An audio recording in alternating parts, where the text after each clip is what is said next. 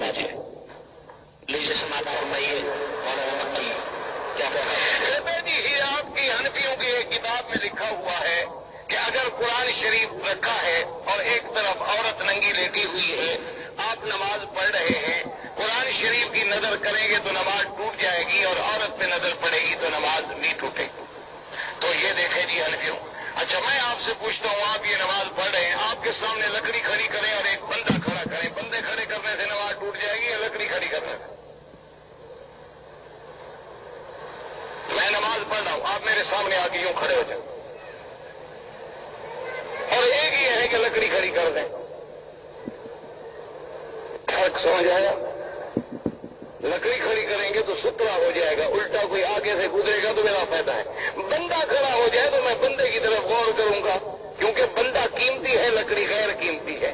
عورت گندی چیز ہے، قرآن قیمتی ہے. ادھر نظر پڑے گی تم پڑھنا شروع کر دو گے، توجہ اللہ سے ہٹ جائے گی. وہ تو گندی چیز ہے، کیا ہٹے گی؟ اب اس میں رہنمائی کیا فرمائی جائے گی؟ انہوں نے قرآن مجید کو لکڑی بنا دیا اور انسان کو عورت بنا دیا ہے. بہرحال جو کچھ کیا ہو تو آپ نے سن لیا، مگر اس سے کم از کم یہ بات ثابت ہوتی ہے کہ فقہ حنفی کی کتاب سے جس مسئلے کا حوالہ دیا گیا تھا اس مسئلے کو یہ آج بھی مان رہے ہیں اور اسی کو ثابت کرنے کے لیے ایک عقل کے نام پر بے عقلی کی دلیل دی ہے. بھئی آپ لکڑی کھڑی کریں کسی کے سامنے یا بندہ کھڑا کریں، کیسے نماز ٹوٹے گی آپ اس کو پہلے بتائیے. اگر اسی طرح سے نماز ٹوٹتی ہے تو وہ جو حرم کے اندر بیٹھے درس دے رہے ہیں کم سے کم لوگوں کو یہ تو بتلائیں کہ لوگوں کے سامنے سے گزرو گے تو نماز ٹوٹ جائے گی. کیوں نہیں بتاتے ہیں؟ سارے حرم میں لوگوں کے سامنے سے گزرتے رہتے ہیں. خیر یہ ایک الگ مسئلہ ہے، اور اس طرح کے لغو کام کو لغو ہی قیاس کے ذریعے ثابت کیا جائے گا، کسی سنت سے یا کسی حدیث سے ثابت نہیں کیا سکتا. مسئلہ کیا تھا؟ الاشباہ والنظائر جو حنفی مذہب کی کتاب ہے، اس کتاب میں لکھا ہوا ہے کہ اگر کوئی آدمی سامنے قرآن اس کے ہو اور اس میں سے 70-270 پڑھ لے یا کچھ پڑھ لے تو اس کی نماز باطل ہو جائے گی. قرآن مجید سامنے ہو اور اس میں سے وہ کچھ پڑھ لے تو اس کی نماز باطل ہو جائے گی.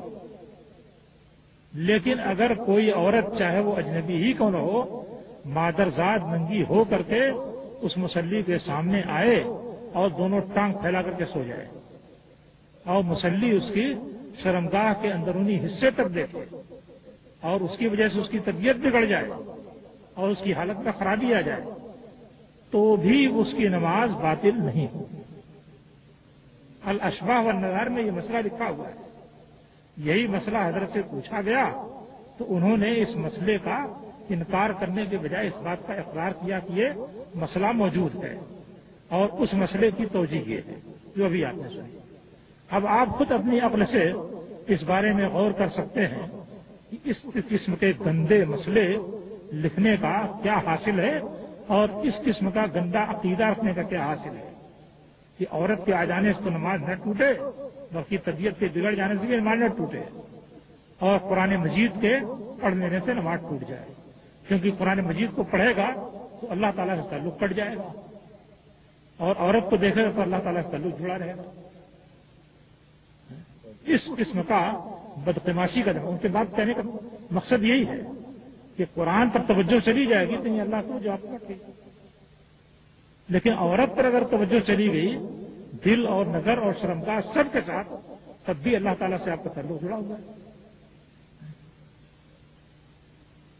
تو بےہودگی کا اس بات بےہودگی سے